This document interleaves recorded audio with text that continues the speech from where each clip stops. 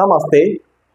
കൊല്ലവർഷം 1200 ആണ്ട് മേടമാസം 1 തീയതി മുതൽ മേടം 31 വരെയുള്ള, അതായത് 2025 ഏപ്രിൽ മാസം 14 തീയതി മുതൽ മെയ് മാസം 14 തീയതി വരെയുള്ള മകയിരത്തിന്റെ അര, തിരുവാതിര, പുണർദം മുക്കാൽ, മിഥുനക്കൂറിൽ ഉൾപ്പെട്ട നക്ഷത്രക്കാരുടെ മേടമാസ ഫലത്തെക്കുറിച്ചാണ് ഈ വീഡിയോയിലൂടെ പറയുന്നത്.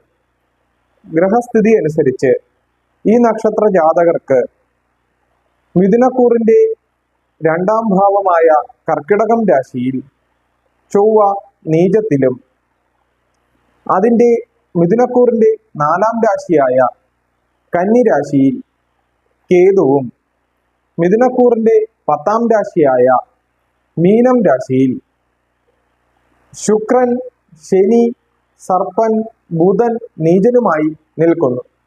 മിഥുനക്കൂറിന്റെ 11ാം രാശിയായ മേടം രാശിയിൽ ആദിത്യൻ ഉച്ചത്തിൽ നിൽക്കുന്നു. മിഥുനക്കൂറിന്റെ 12ാം രാശിയായ ഇടവം രാശിയിൽ വ്യാഴൻ നിൽക്കുന്നു. അപ്പോൾ ഗ്രഹസ്ഥിതി അനുസരിച്ച് ഈ നക്ഷത്ര ജാതകർക്ക് കണ്ടകശനി തുടങ്ങിക്കഴിഞ്ഞിരിക്കുകയാണ്. അതായത് മാർച്ച് 29 തീയതി മുതൽ ഈ നക്ഷത്ര ജാതകർക്ക് കണ്ടകശനി തുടങ്ങിക്കഴിഞ്ഞു. ഈ കണ്ടകശനി മൂലം തൊഴിൽപരമായി പല വിധേനയുള്ള ക്ലേശങ്ങൾ വന്നു ഭവിക്കുവാൻ സാധ്യതയുണ്ട്.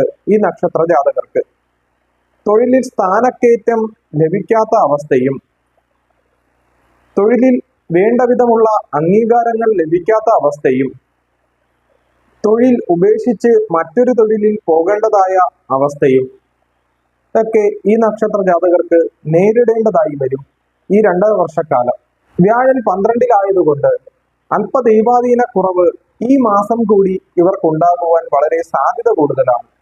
കഴിഞ്ഞ ഒരു വർഷക്കാലം കൊണ്ട് തന്നെ സാമ്പത്തികപരമായി വളരെ പിന്നോക്ക അവസ്ഥ നേരിടേണ്ട ഒരു കാലഘട്ടം കൂടിയായിരുന്നു ഇവർക്ക്. ബിസിനസ്സുകാർക്ക് ബിസിനസ്സിൽ പല വിധേനയുള്ള ക്ലേശങ്ങൾ അനുഭവിക്കേണ്ടതായി വരുന്നു.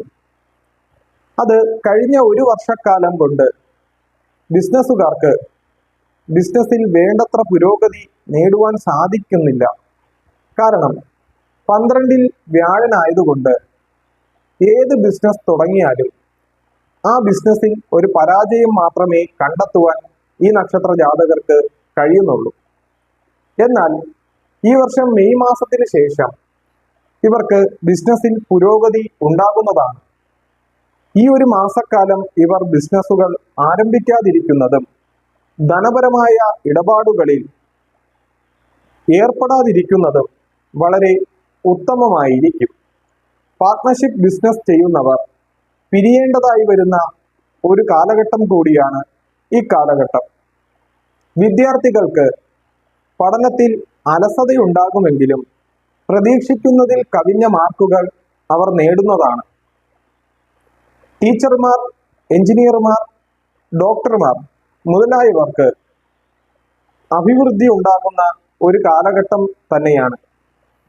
കലാകാരന്മാർക്ക് പ്രതീക്ഷിച്ചതിൽ കവിഞ്ഞ അംഗീകാരവും പ്രശസ്തിയും ലഭിക്കുകയും പൊതുപ്രവർത്തന രംഗത്ത് പ്രവർത്തിക്കുന്നവർക്ക് വളരെ ഉത്തമമായ കാലഘട്ടം ആകുന്നു. ഇവർക്ക് പലവിധ പദവികൾ നേടിയെടുക്കുവാൻ കഴിയുകയും മറ്റുള്ളവരിൽ നിന്ന് അംഗീകാരങ്ങൾ ലഭിക്കുകയും ഫലമാകുന്നു. അതുപോലെ തന്നെ വിദേശവാസം ആഗ്രഹിക്കുന്നവർക്ക് വിദേശത്ത് പോകുവാനും, വിദേശത്ത് താമസിക്കുന്നവർക്ക് സ്വദേശത്ത് വരുവാനും ഈ മാസം അനുകൂലമായ കാലഘട്ടമാകുന്നു. കടം, കൊടുക്കൽ വാങ്ങൽ എന്നിവ ഈ കാലയളവിൽ താൽക്കാലികമായി നിർത്തിവെക്കുന്നത് വളരെ ഉത്തമമായിരിക്കും.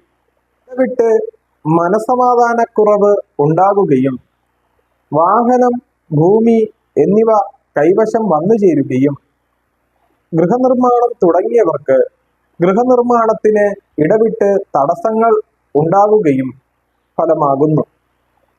ഭൂമി ബിസിനസ് ചെയ്യുന്നവർക്ക് കാലം അനുകൂലമാകുന്നു. ഗൃഹത്തിൽ നിന്നും വിലപിടിപ്പുള്ള വസ്തുക്കൾ മോഷണം പോകുവാൻ ഇടയുള്ളതിനാൽ വളരെ ശ്രദ്ധ പുലർത്തേണ്ടതാണ്. പൂർവിക സ്വത്തുക്കൾ കൈവശം വന്നു ചേരുമെങ്കിലും അവ വിൽക്കേണ്ടതായ സാഹചര്യങ്ങൾ ഉടലെടുക്കുവാൻ സാധ്യതയുണ്ട്. സന്താനങ്ങളിൽ നിന്നും സഹോദരങ്ങളിൽ നിന്നും പലവിധ സഹായ സഹകരണങ്ങൾ ലഭിക്കുകയും ഈ നക്ഷത്ര ജാതകർക്ക് പരിഹാരമായി ശാസ്താവിനെ നീരാഞ്ജനം നടത്തുന്നതും വിഷ്ണു ക്ഷേത്ര ദർശനം നടത്തുകയും വിഷ്ണു സഹസ്രനാമാർച്ചന നടത്തുന്നതും വളരെ ഉത്തമമാകുന്നു.